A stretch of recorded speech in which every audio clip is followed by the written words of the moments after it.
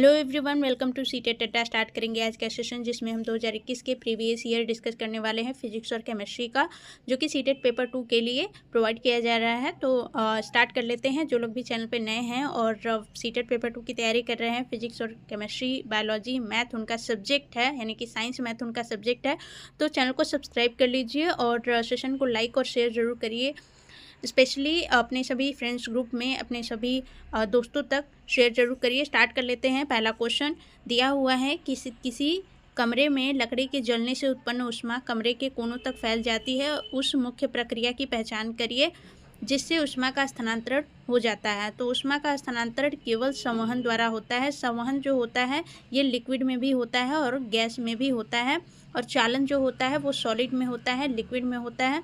तो वहाँ पे चालन कहते हैं। और जो विकिरण होता है उसके लिए माध्यम की आवश्यकता नहीं होती, जैसे कि सनलाइट है, उसके लिए माध्यम की आवश्यकता नहीं होती। ये एक स्थान से दूसरे स्थान तक वो बिना मीडियम के भी चला जाएगा। तो यहाँ पे राइट आंसर फोर्थ बनेगा। नेक्स्ट क्वेश्चन पे चलते हैं। दिया है, शेर की दहाड़ प्रबल और पक्षियों की आवाज़ क्षीण होती है, इसका उचित कारण यह है।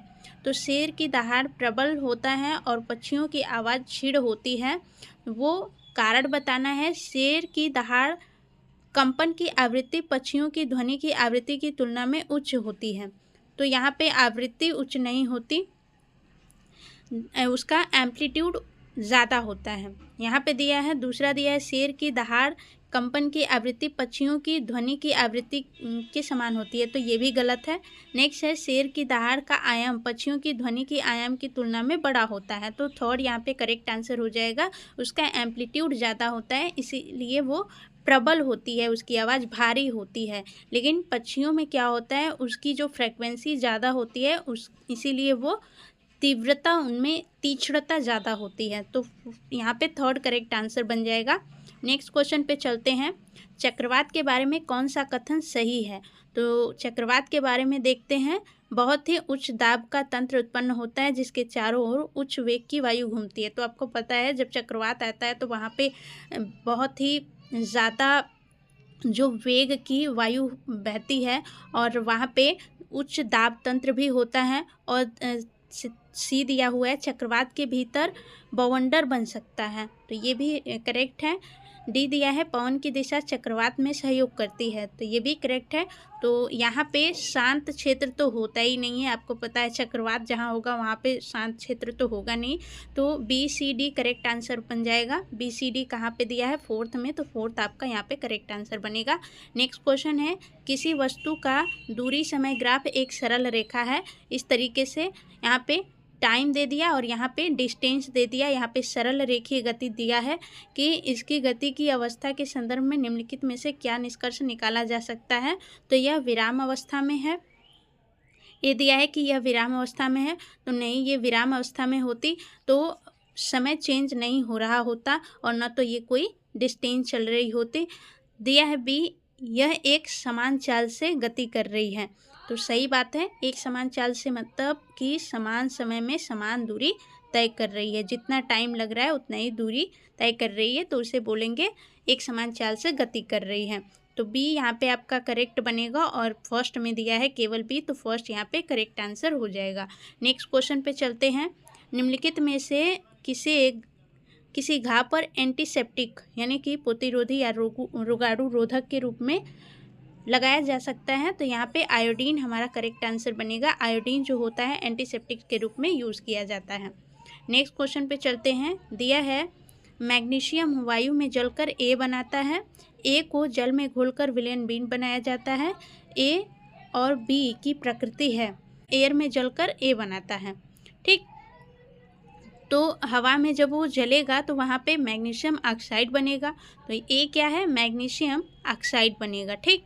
और मैग्नीशियम ऑक्साइड यहाँ पे भी दिया है, तो बी क्या होगा? बी ए को जल में घोलकर, अब मैग्नीशियम ऑक्साइड को जल में जब घोला जाएगा तो वहाँ पे बन जाएगा क्षार, तो यहाँ पे दिया हुआ है क्षार थर्ड में, थर्ड यहाँ पे करेक्ट आंसर बन जाएगा। नेक्स्ट क्वेश्चन देखते हैं। एक्स कोई धातु है जो द्रव अवस्था में विद्यमान होती है। एक्स क्या हो सकता है? तो आपको पता ही है कि जो धातु, कोई ऐसी धातु जो कि नॉर्मल टेम्परेचर पे भी लिक्विड में होती है तो वो है मरकरी, जिसे बोलते हैं पारा। तो सेकेंड यहाँ पे करेक्ट आंसर हो जाएगा। नेक्स्ट क्वेश्चन है, सल्फर डाइऑक्साइड जल में वियोजित होने पर बनती है, तो ये बनती है सल्फ्यूरस अम्ल। सेकेंड आपका करेक्ट आंसर हो जाएगा। नेक्स्ट क्वेश्चन है, बहुरूपदर्शी जिस सिद्धांत पर आधारित है वह है, आपको पता है बहुरूपदर्शी इस तरीके का एक इंस्ट्रूमेंट होता है जिसमें कि दो समतल दर्पण लगे होते हैं एक दूसरे के पैरेलल में, ठीक है। तो यहाँ पे जब कोई देखेगा तो यहाँ की चीज़ें उसको दिखाई पड़ेगी, ठीक। तो एक दूसरे के समांतर व्यवस्थित दो समतल दर्पणों द्वारा प्रकाश का परावर्तन, ठीक है। तो यहाँ से कोई देखेगा और लाइट यहाँ से जाएगी, रिफ्लेक्ट होकर के इस पे पड़ेगी और यहाँ की चीज़ें उसको दिखाई पड़ेगी, ठीक है। तो ये आपका पहला ही करेक्ट आंसर बन जाता है। यहाँ पे तीन झुके नहीं होते, एक दूसरे के लंबवत नहीं होते, एक दूसरे के पैरेलल होते हैं, और दो झुके समतल दर्पणों द्वारा बहुल परावर्तन नहीं होता, ठीक है। तो यहाँ पे फर्स्ट आपका करेक्ट आंसर हो जाएगा। नेक्स्ट क्वेश्चन पे चलते हैं, निम्नलिखित में से किस गतिविधि का उपयोग एक चुंबक के उत्तरी और दक्षिणी ध्रुव को पहचानने के लिए हो सकता है। तो आपने देखा ही होगा, एक चुंबक के उत्तरी और दक्षिणी ध्रुव को पहचानने के लिए चुंबक को क्या करते हैं, ऐसे फ्री स्टेट में धागे से बांध करके ऐसे लटका दिया जाता है और यहाँ से हाथ से पकड़ लेंगे। तो ये जो होगा, इसका नॉर्थ जो पोल होगा वो नॉर्थ की ओर और ये साउथ पोल होगा साउथ की ओर इंडिकेट करेगा। तो इससे हम पहचान कर सकते हैं। तो दिया क्या है, चुंबक को एक लोहे के टुकड़े के पास लाना नहीं, चुंबक को लोहे के बुरादे में नहीं, चुंबक को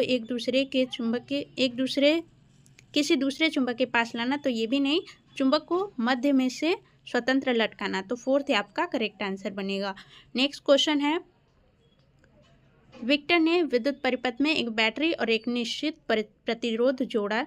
अब वह विभवांतर को बदले बिना विद्युत प्रवाह को नियंत्रित करना चाहता है, वह ऐसा कैसे कर सकता है। तो वो क्या करेगा, एक निश्चित प्रतिरोध को जोड़ करके विद्युत प्रवाह को नियंत्रित कर सकता है। थर्ड आपका करेक्ट आंसर हो जाएगा। नेक्स्ट क्वेश्चन है, नीचे दिए गए कथनों को पढ़िए और सही विकल्प का चुनाव कीजिए। दिन में आसमान नीला और सूर्योदय और सूर्यास्त के समय लाल दिखाई देता है। तो ये तो करेक्ट ही है।